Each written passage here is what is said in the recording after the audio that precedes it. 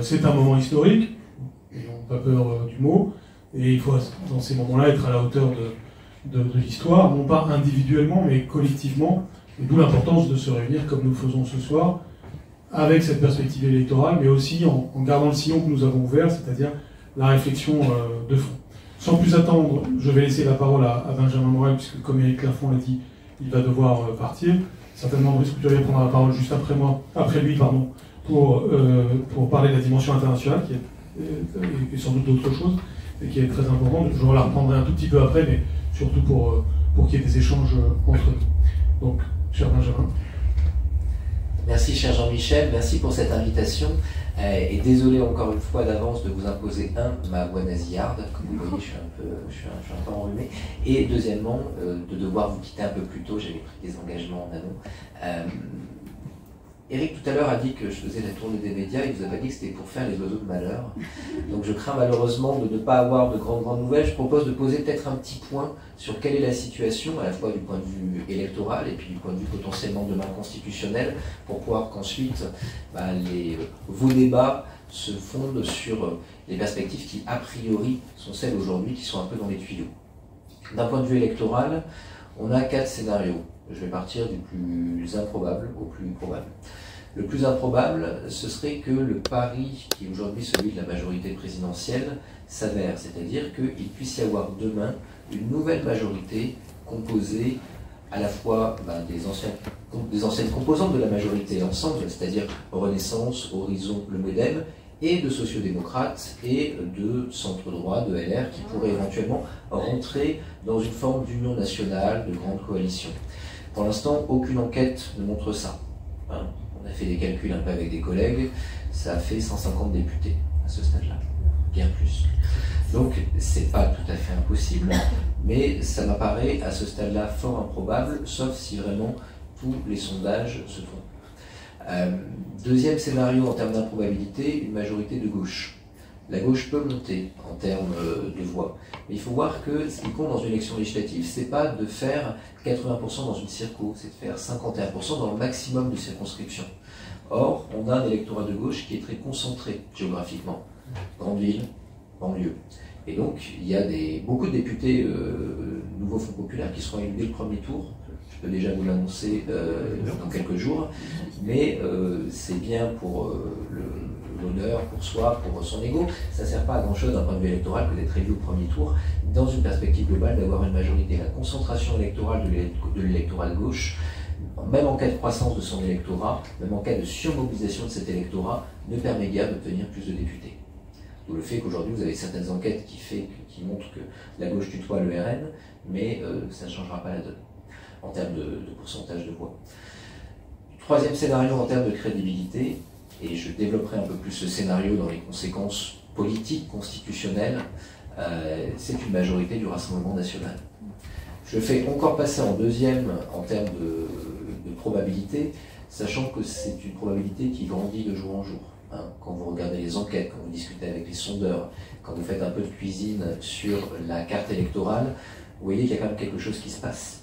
Et que ce quelque chose qui se passe avec un électorat mobilisable, plus diffus sur le territoire, donne lieu très clairement à beaucoup de circos que l'on ne voyait absolument pas tomber il y a encore quelques mois et qui pourraient fondamentalement tomber. Avec un électorat centriste qui, dans la plupart des seconds tours qui opposeront le nouveau Front populaire et au RN, pourrait voter RN. On verra ce qu'il en est des désistements. On verra ce qu'il en est des triangulaires. Les triangulaires favorisent en règle générale plutôt le RN parce que c'est le RN qui est le plus haut parmi les 3 blocs. Et en cas de désistement, les désistés, ou ceux qui se désistent, ne sont pas propriétaires de leur voix. Et ce faisant, on peut estimer que quand bien même des candidats de la majorité se désisteraient, les reports de voix ne seraient pas très favorables en faveur de la gauche, quand même le candidat soit un social-démocrate. On distingue beaucoup quand on parle les LAFI, des PS ou des Verts par exemple. La réalité c'est que la plupart des électeurs ne connaissent pas l'étiquette initiale des candidats. Ceux qui sont très investis politiquement, localement, qui lisent la PQR peut-être, mais la plupart des électeurs votent d'abord pour les étiquettes. Et donc ça peut avoir un effet que la couleur initiale du candidat, est-ce qu'il est LAFI, est-ce qu'il est socialiste, etc., mais aujourd'hui où l'ancrage territorial est plus limité, ça a quand même un effet très limité. Les désistements les plus profitables seront ceux de la gauche en faveur de Ensemble, de l'ancienne majorité. Seulement, a priori, si on voit la configuration des blocs, il y aura assez peu de candidats Ensemble devant des candidats de gauche dans les circos qui sont gagnables par le RN. Ça va arriver dans les centres-villes et dans les banlieues, mais c'est ingagnable pour le RN. Donc, peu utile. Donc, la possibilité, je vous avais dit que j'étais un oiseau de malheur et je n'ai pas fini, la possibilité d'une majorité RN aujourd'hui est quand même relativement sérieuse. Le plus probable malgré tout, c'est tout bêtement pas de gouvernement du tout. Enfin, pas de majorité du tout. Notre constitution de la Ve République, je parle sous le contrôle de Jean Michel, a été faite penser par Michel Debré pour gérer des majorités relatives.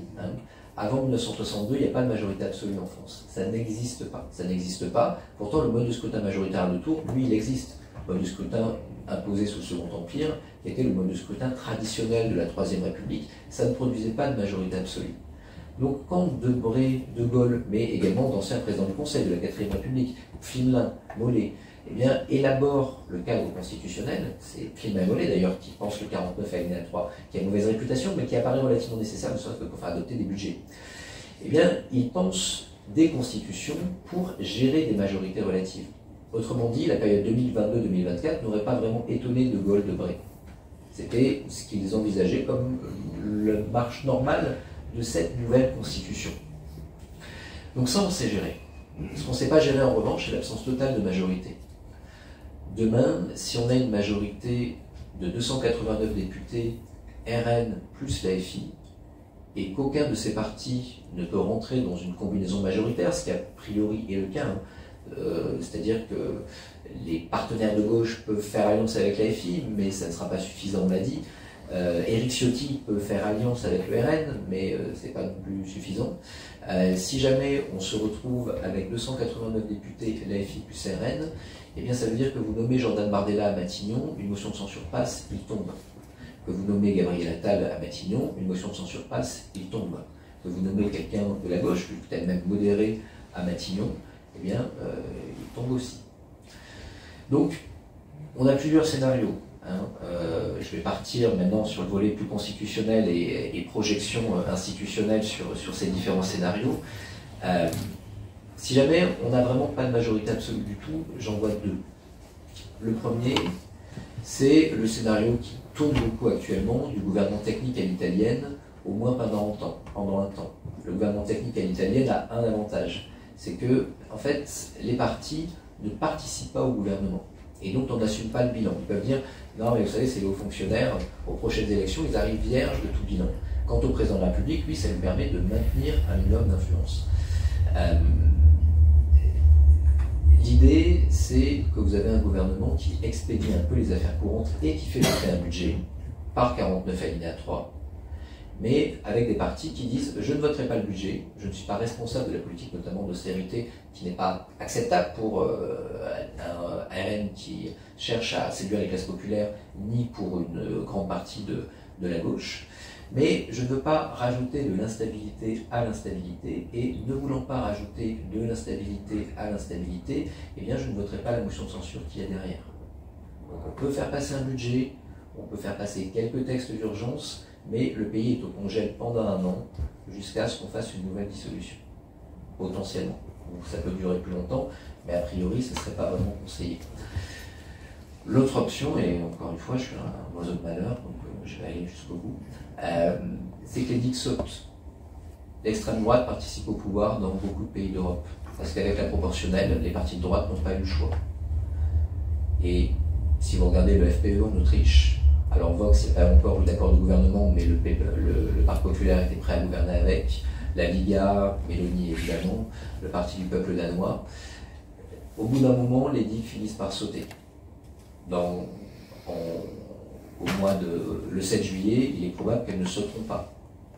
Le 1er octobre, elles ne sauteront sans doute pas non plus. Lorsqu'il faudra voter le budget, au 31 décembre, c'est pas dit. Et à ce moment-là, on peut rentrer dans des logiques d'accord de coalition en disant, au fond, pourquoi pas. Donc c'est une possibilité qu'il ne faut pas exclure à moyen terme. Dans tous les cas, il n'y a pas de solution réellement alternative à ces deux potentialités. C'est-à-dire que si jamais vous n'avez pas de gouvernement qui peut éviter d'essuyer une motion de censure, vous risquez le blocage et la crise politique. Notre crise n'est pas d'abord une crise institutionnelle. Hein. On peut réformer la Ve République, moi j'y suis pas opposé, mais la période qu'on vit ressemble quand même beaucoup à la fin de la 4e. Ce qui fait sauter la 4e République, la construction de la 4e République n'est pas si différente en fait des constitutions des régimes parlementaires voisins. Mais ce qui tue la 4e République, c'est que vous avez une grande partie de votre électorat qui est congelé. Il y a 30% de l'électorat qui vote communiste. Il y a 15 à 20% qui votent gaullistes. Il y a 50% de l'électorat qui ne rentre pas dans des combinaisons majoritaires. Les communistes à cause de la guerre froide, quant aux gaullistes, eh bien, De Gaulle ne veut pas et il n'y a pas ils refusent le régime, donc ils rentrent de manière assez épisodique dans des combinaisons majoritaires, mais en règle générale, non. Donc vous avez une partie de votre Parlement qui est congelée, et vous avez des alliances et de briques et de brocs qui se construisent au centre, mais qui rapidement tombent. Et c'est ça qui crée l'instabilité institutionnelle. On retrouve aujourd'hui ce type d'instabilité. Je ne vais pas m'avancer sur le débat qui ensuite aura lieu, mais je crois qu'il faut éviter de penser qu'on sortira de cette crise uniquement par des réformes institutionnelles.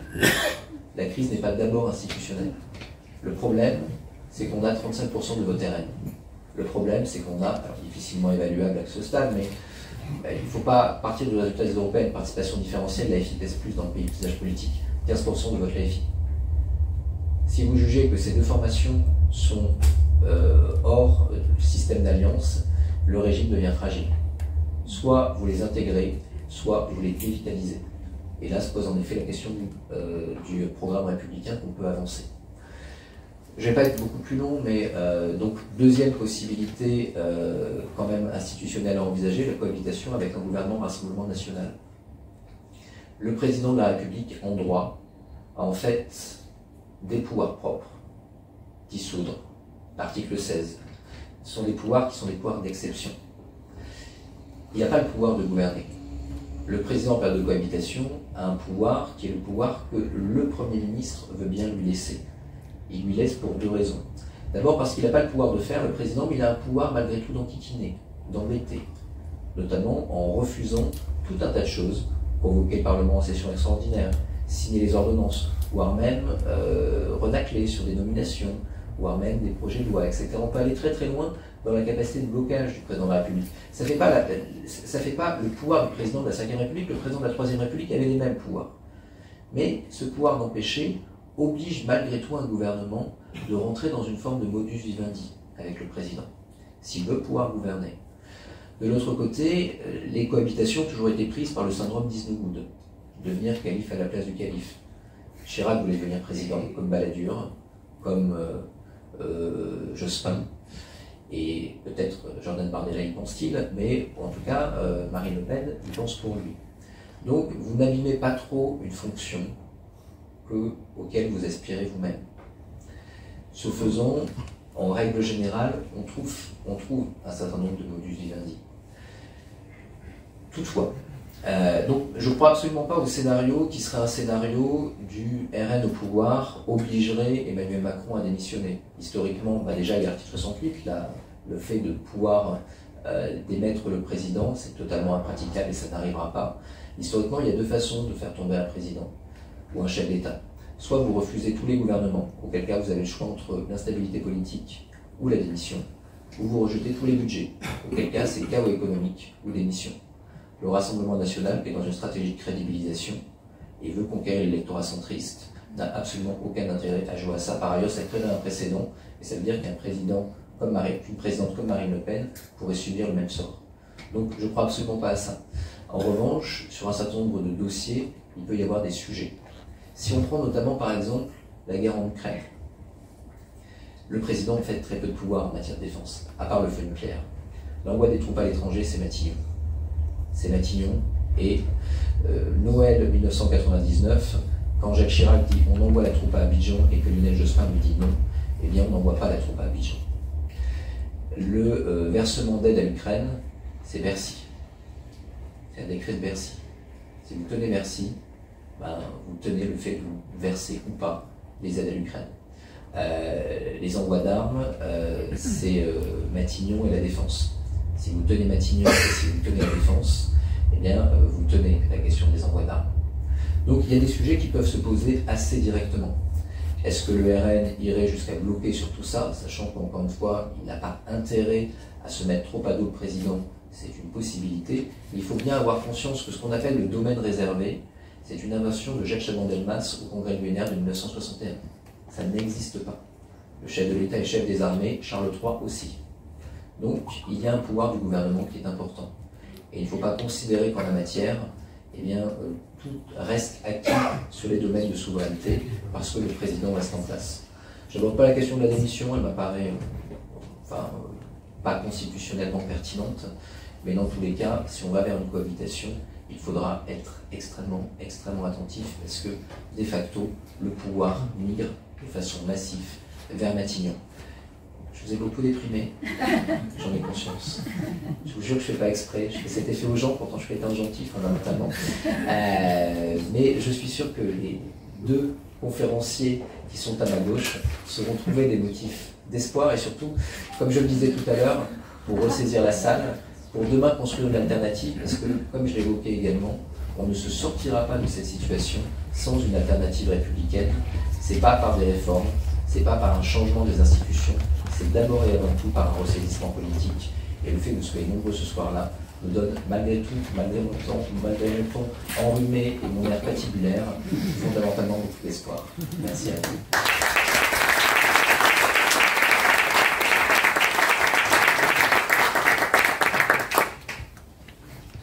Bien, mais merci beaucoup Benjamin, qu'on va laisser partir. Je profite quand même avant son départ pour faire une sorte de parenthèse, pour dire que Benjamin, comme beaucoup d'entre vous, sera présent à l'université d'été, qu'on nous faisons le 29, 30, 31 août, là aussi que nous avions programmé avant la dissolution évidemment, mais qui sera plus que jamais nécessaire pour poursuivre un certain nombre de réflexions, non seulement sur les enjeux politiques et institutionnels purs, mais sur l'ensemble des sujets d'intérêt public. Pendant 3 jours, il y a beaucoup de personnes qui vont venir, comme Rachel Kahn, Mousse Mani, Manuel Valls, Raphaël Endoven, Caroline Forest, et ainsi de suite, et bien d'autres, Étienne Klein, Pascal Bruckner. Beaucoup de gens que vous avez vus ici. Là, ce sont des noms un peu connus, mais aussi des tas de gens très intéressants, et pas forcément célèbres, pour des tables rondes. Et donc, si vous êtes là ce soir, vous êtes par définition bienvenus. Et nous avons dû mettre une petite affiche. On va faire circuler un papier pour vous laisser vos mails, si ça n'est pas. Et parce qu'on aura besoin d'être actifs en cette fin d'été, en 2024-2025, on va s'organiser. Le laboratoire va prendre de l'ampleur, on aura plus de permanents, plus de places.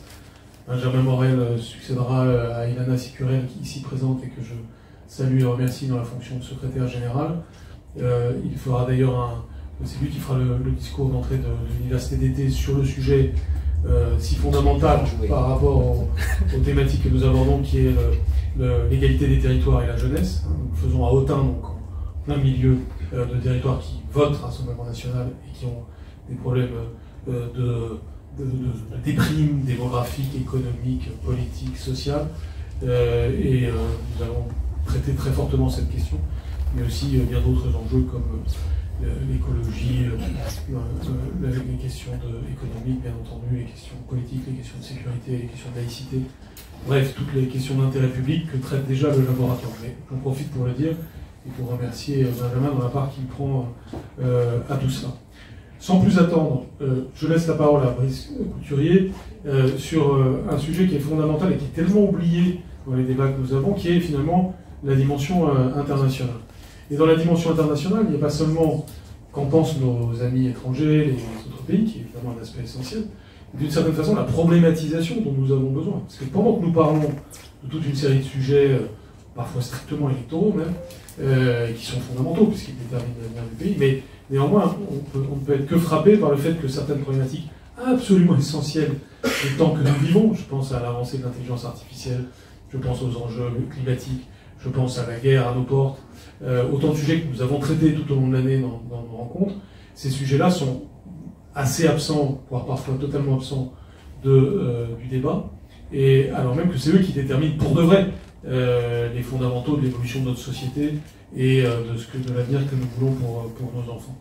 Et prendre la vision internationale, c'est évidemment aussi se mettre dans cette situation que je qualifierais de zoom arrière, c'est-à-dire se dire, mais au fond, par-delà les jeux politiques, en quoi prenons-nous ou pas de bonnes directions sur les enjeux qui, pour de vrai, vont déterminer l'avenir de nos sociétés. Donc, il fallait un Brice Couturier pour avoir cette vision. Je lui passe la parole. Par ma contribution à ces débats.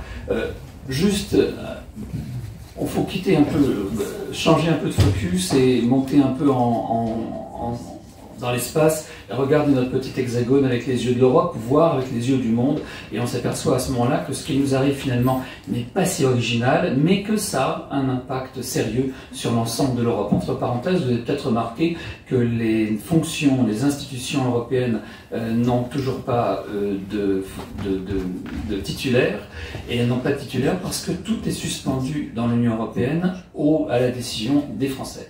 Tout repose sur qu'est-ce qui va donc se passer, qu'est-ce que les Français vont donc faire, qu'est-ce qu'ils vont décider. Entre parenthèses, il y avait ce matin sur le site Project Syndicate un extraordinaire article de Joschka Fischer, l'ancien ministre des Affaires étrangères vert allemand, qui disait que le destin de l'Europe reposait sur l'électeur français. Pourquoi? Parce que disait Joschka Fischer, ne nous faisons pas d'illusions, il y a deux pays qui sont vraiment décisifs en Europe, et il n'y en a que deux. La France et l'Allemagne. Si l'un des deux piliers de cette construction européenne qui a été construite autour de du rétablissement de l'amitié entre ces deux peuples, si l'un de ces deux piliers s'effondre, c'est tout l'ensemble de la construction européenne qui va s'effondrer. Et Joschka Fischer ajoutait que l'Italie, désolé pour les amis italiens, soit dirigée par une néofasciste, ou en tous les cas une héritière du néofascisme italien, mon Dieu, on peut le supporter. Mais si un parti d'extrême droite arrive au pouvoir en France, avec les pleins pouvoirs, que ce soit maintenant ou en 2027, alors tout va s'effondrer. Pourquoi? Parce que nous autres Allemands, dit Joschka Fischer, nous serons revenus à notre vieux débat qui date d'il y a 150 ans. Appartenons-nous à l'Est ou à l'Ouest du continent? Sommes-nous du côté des Russes ou du côté de l'Occident? Sommes-nous du côté de la France, de l'OTAN, des États-Unis et de la Grande-Bretagne? Ou devons-nous, comme nous y invitent nos amis de l'autre Allemagne, de la RDA, car vous avez vu qu'en RDA, l'AfD arrive en tête dans les élections, dans tous les Länder. Si vous ajoutez au vote AfD, Alternative for Deutschland, qui est un vote d'extrême droite pro-russe, si vous ajoutez Sarah Wagenknecht, qui a créé son propre parti, en partant de l'extrême gauche, mais en faisant campagne sur des thématiques anti-immigrés de l'extrême droite, vous voyez que l'ensemble de la RDA, de l'ex-RDA, l'ancienne RDA, a basculé clairement de l'autre côté. Donc le Sonderweg, le vieux débat que les Allemands ont depuis des décennies, voire plus de 100 ans, sur le thème « Avons-nous un destin spécial en Europe? Où sommes-nous partie prenante du destin de l'Europe ?» va se reposer en fonction de notre résultat. Maintenant, pour prendre encore de la hauteur, oublions même l'Europe et le fait qu'on n'a pas pu désigner les responsables de différentes institutions parce qu'on attend le bon vouloir des Français et savoir de quel côté ils vont basculer. Prenons le G7. Vous avez vu le G7 qui s'est réuni à 15 jours. Il y avait qui autour de la table? D'abord, vous avez peut-être vu à la télévision que Macron, faisant le baise-main à Giorgia Meloni, celle-ci l'a dédaigné très ouvertement en tournant la tête de l'autre côté. En effet, pourquoi? Vous aviez 7 personnes autour de cette table. Olaf Scholz, son parti a fait le plus mauvais score de l'histoire du SPD depuis la Deuxième Guerre mondiale, soit 13,9%. Contre 15,9 pour l'AfD, toute l'Allemagne comprise, Est et Ouest. Vous aviez Trudeau, c'est l'homme politique le plus impopulaire du Canada, son pays, son économie s'effondre, il est très mal. Vous aviez Rishi Sunak, vous savez qu'il y a des élections 3 jours avant les nôtres, avant notre deuxième tour en Grande-Bretagne, et les travaillistes sont absolument certains de l'emporter avec une majorité historique. Sunak est effondré, il ne représente plus rien. Vous aviez, j'oubliais, Fumio Kishida. Fumio Kishida, son mandat au sein du Parti social-libéral, libéral-démocratique japonais s'arrête à la fin de cette année et il va être remplacé l'année prochaine. Donc, vous voyez, certes, Emmanuel Macron est très impopulaire, mais tous les chefs d'État du G7 sont très impopulaires, et hélas, il se pourrait bien que Biden perde face à Trump, ce qui serait évidemment le sommet de nos avanies. Donc l'avenir de l'Union européenne, ce que je vois moi en lisant la presse internationale et quelques think tanks, c'est que l'avenir de l'Europe est suspendu au vote des Français, en particulier en Allemagne, alors que certains préparent déjà la guerre contre nous. Nous sommes dans une situation internationale, je ne vais pas insister là-dessus lourdement, vous le savez, de confrontation imminente. Non seulement, bien sûr, la Russie ne se contenterait pas de l'Ukraine si elle devait l'avaler. Bien entendu, les pays baltes et la Moldavie sont les suivants sur la liste, et tout le monde le sait, la Pologne s'y prépare. La ministre des Affaires étrangères de la Défense allemande a dit « la guerre aura lieu dans les 5 ans qui viennent ». Les Allemands, qui, il y a encore 2 ans, nous disaient qu'il n'y a rien à craindre, hein, qu'il fallait encaisser les dividendes de la paix. En Pologne, on se prépare, je peux vous dire très ouvertement, à un affrontement avec la Russie, mais il n'y a pas que ça. La Corée du Nord multiplie les provocations contre la Corée du Sud, et le moment du déclenchement d'une guerre c'est une question de temps. Israël est conscient que l'Iran veut sa destruction et se sert du Hamas et du Hezbollah et des milices en Syrie et en Irak pour détruire cet État que l'Iran ne supporte pas dans sa périphérie, et l'Iran aura un de ces quatre, la bombe atomique, je ne fais pas un dessin pour la suite. Et nous disait, alors je reviens à Joschka Fischer, ce que dit Joschka Fischer aussi, c'est si effectivement Le Pen arrive au pouvoir et Bardella à Matignon, ça voudra dire que le plan de Xi Jinping pour l'Europe a réussi. Quel est ce plan de Xi Jinping selon Joschka Fischer, qui n'est pas un imbécile? C'est de rétablir la superpuissance russe et son hégémonie sur l'ensemble de l'Europe. Voilà le plan de Xi Jinping qui, lui, pendant ce temps-là, prépare évidemment l'invasion de Taïwan et la guerre navale avec les Américains. Voilà, c'est dans cette conjoncture-là que la France décide que Macron est impopulaire, que finalement le niveau de vie n'a pas suffisamment augmenté et que l'insécurité est terrifiante. C'est des chiffres qui demandent à être vérifiés. Et que ce pays donc décide de nous envoyer le Rassemblement national aux prochaines élections. Je disais, il faut prendre de la distance aussi parce que le phénomène que nous subissons est mondial. Enfin, en tous les cas, il est assez général. De quoi s'agit-il? Il s'agit de la polarisation. Il s'agit de la polarisation, à savoir, vous voyez bien, on le disait à l'instant, il y a à gauche une extrême gauche qui domine l'ensemble du soi-disant nouveau Front populaire. C'est LFI qui fait le programme, c'est LFI qui nomme, c'est LFI qui supprime, c'est LFI qui va à la télé, et derrière le représentant du soi-disant Front populaire, vous n'avez que des gens d'LFI. Et de l'autre côté, vous avez l'extrême droite qui a progressivement grignoté l'ensemble de la droite et qui finalement quand on voit les sondages actuellement, on voit que les Républicains c'est plus grand chose, alors que le Rassemblement national, ça risque la majorité absolue, en tous les cas la majorité relative, c'est à peu près acquis. Mais regardez ce qui se passe aux États-Unis. Vous avez la même chose. Vous avez Donald Trump, je ne vais pas faire un dessin, mais Donald Trump, c'est le contraire de tout ce qu'a été le Parti républicain dans son histoire.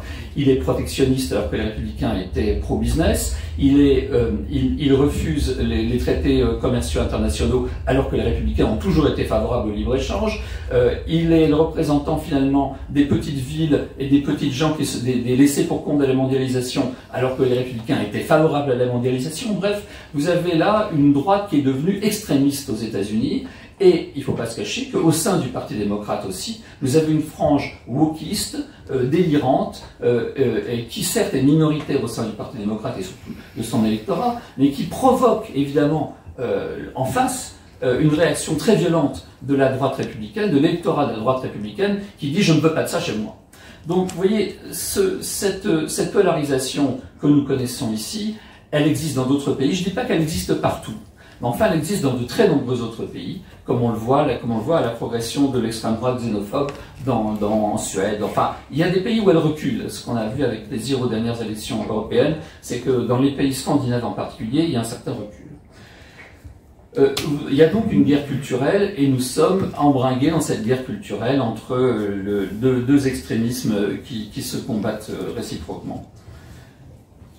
Maintenant, il y a une autre question qui me paraît intéressante. Après tout, je remarque, et vous l'avez sans doute remarqué aussi, que quand on entend Bardella parler, on s'aperçoit que progressivement, il se dépouille de tout son programme. Vous avez vu ? La retraite, finalement, ça sera encore plus dur qu'avec Macron. Les dépenses somptuaires, finalement, on s'aperçoit qu'on ne pourra pas financer. Donc, progressivement, on s'aperçoit que qu'est-ce qui va rester alors? Je dis ce qui reste, moi, c'est l'immigration. Parce que c'est ça, évidemment, le programme du Rassemblement national. C'est là-dessus que capitalise aujourd'hui Donald Trump. Vous savez, malgré tout, il y a des chiffres.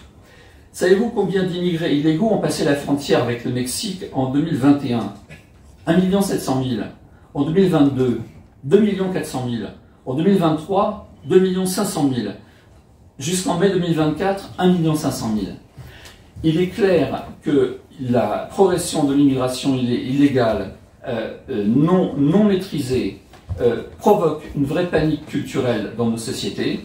C'est vrai aux États-Unis et c'est ce qui va faire gagner Trump. C'est pour ça que Biden, vous l'avez peut-être appris, a décidé de fermer la frontière avec le Mexique, ce qui est en rupture complète avec, là encore, avec ce qui était la politique traditionnelle des démocrates aux États-Unis, qui disent « nous sommes un pays d'immigrants, donc nous avons intérêt à avoir la plus grande population possible, parce que c'est ce qui fait la dynamisme de notre économie ». Biden lui-même revient sur cette idée. Nous avons un problème d'immigration, parce que c'est ce qui fait l'aliment principal du Rassemblement national. La preuve, encore une fois, c'est qu'ils n'ont plus rien d'autre, mais que ça marche encore. La question migratoire, il y a la deuxième question qui fait que les partis populistes de l'extrême droite et xénophobes progressent en Europe, c'est le Green Deal. C'est une écologie qui n'est pas comprise par nos paysans. Regardez ce qui s'est passé aux Pays-Bas, où il y a eu un parti paysan qui s'est créé uniquement pour dire « nous ne pouvons pas faire produire avec ce que vous nous interdisez. Nous ne pouvons pas continuer à produire, l'agriculture hollandaise est particulièrement florissante, nous ne pouvons pas continuer à produire si vous nous interdisez les pesticides. Parce que le monde entier on utilise, donc nous serons en déséquilibre complet et en asymétrie complète avec nos partenaires du reste du monde. Donc à mon avis, il y a deux problèmes. Il y a un problème d'immigration, parce que l'insécurité, franchement, il faut vraiment regarder CNews pour s'imaginer que nous sommes un pays afflué à 100. Par contre, je prends un pari, c'est que si le Rassemblement national gagne ces élections, il y aura des troubles dans la rue d'une violence que nous n'imaginons pas. Vous imaginez que l'extrême gauche LFI va accepter volontiers d'avoir un ministre de l'Intérieur Ciotti ou pire encore, qui va déployer les CRS pour un oui ou pour un non, qui va faire des ratonnades et qui provoquera très probablement des incidents plus graves encore. Donc oui, quand il y a polarisation, il y a risque de guerre civile, Macron a parfaitement raison. Nous sommes au bord d'une guerre civile. Nous sommes au bord d'une guerre civile parce que nous avons une extrême gauche qui est de plus en plus radicale et une extrême droite qui est tout aussi radicale et qui s'en cache, mais qui s'approche du pouvoir. Donc aucun de ces camps ne sera toléré par l'autre. Et d'ailleurs, il ne sera pas toléré non plus pas seulement par les extrémistes. Je doute que les écologistes ou les électeurs verts, les électeurs socialistes ou communistes acceptent volontiers d'avoir un gouvernement du Rassemblement national. De même, encore une fois, les électeurs du Rassemblement national n'accepteraient pas d'avoir Mélenchon Premier ministre. Donc voilà, moi, ce que je pense en regardant ce qui se passe ailleurs, c'est que nous sommes dans une crise encore beaucoup plus grave que celle que nous imaginons et que nous sommes au bord de l'abîme. Mais encore une fois, c'est ce que disent les étrangers. Hein. J'ai un certain nombre d'articles là, de ceux que j'utilise. La France s'avance dans un territoire inconnu. La France sur le bord du gouffre. France on the brink, ça c'est The Economist, c'est pas un journal. Bon. Donc, ce que disent les autres, c'est ça. C'est la France nous fait peur. Bravo.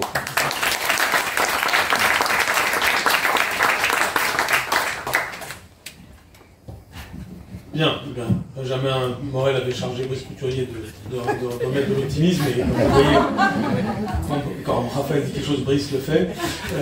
Le fait que nous ayons tous ces sujets si graves et si lourds à traiter ne doit pas nous faire oublier les vraies problématiques. J'ai dit tout à l'heure sur l'environnement, sur les évolutions du numérique, sur les questions géopolitiques. Elle ne doit pas nous faire oublier aussi qu'en politique, il est absolument indispensable de dresser des perspectives positives. On ne peut pas fonder un combat politique uniquement sur le combat contre les extrêmes, par exemple. Sinon, il se passe ce qui s'est passé, c'est-à-dire progressivement le rétrécissement du centre. Aujourd'hui, on doit desserrer les taux de la façon que nous avons dite, mais aussi, et encore plus, avec des thématiques porteuses. C'est quoi le projet société future? Ce qui est très frappant aussi, c'est que non seulement il y a une polarisation au travers des médias depuis des années, mais il y a aussi le fait qu'on n'est plus capable de dire quelque chose d'optimiste pour la jeunesse. Et en réalité, quand on prend les sujets environnement, santé, éducation, et même les sujets de géopolitique, il est évident qu'on peut dire des choses très positives pour le futur. Il y a des scénarios positifs. Même sur la question du Proche-Orient, on l'a vu dans la table qu'on a organisée il y a 2 mois, il y a des scénarios positifs. Quand vous avez une jeunesse iranienne qui se mobilise pour la démocratie, on voit ce que pourrait être un futur positif pour l'Iran.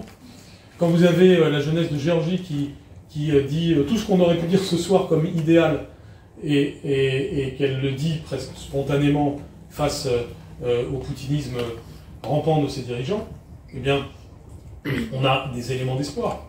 Et c'est là il faut aller les chercher, les pousser. C'est aussi ce que doit faire la politique aujourd'hui. Aidez-nous par tout simplement votre engagement à faire en sorte de dessiner un futur positif. Il ne faut surtout pas baisser les bras. Il ne faut pas que vous partiez ce soir en vous disant on est vraiment dans une situation noire. Il faut au contraire, plus que jamais, être mobilisé. Merci beaucoup.